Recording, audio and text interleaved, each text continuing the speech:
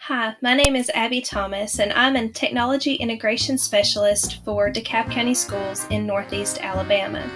I have been an educator for 11 years, and I began in the elementary classroom and then moved to the Library Media Center and have recently taken this position as a district-wide Technology Integration Specialist. So I moved from teaching students and adding technology into my lessons in the elementary classroom and in the library. And then now I am teaching teachers how to integrate technology into their own lessons in their classrooms.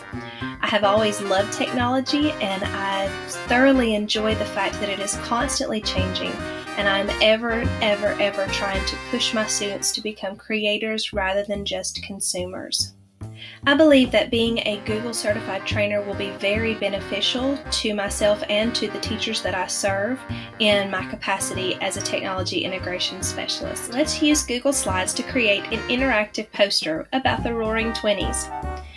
This button right here already has a link attached to it, so we're going to copy by Command or Control C and then paste it with Command or Control V to make a button just the same.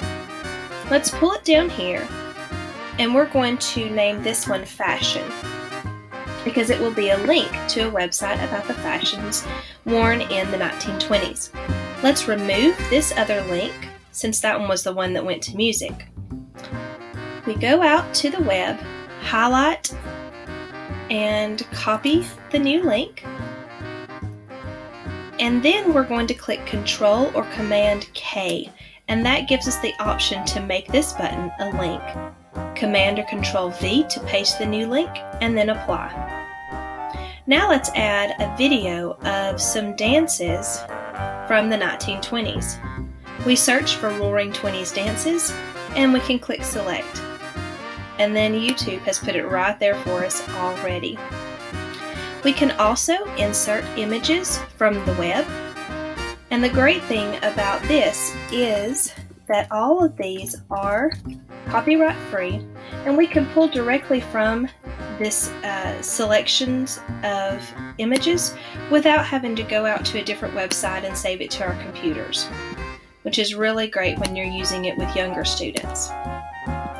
Alright, now that we have our poster the way that we like it, we're going to go to File, Publish to the Web, then click Publish. And here's what our published poster looks like.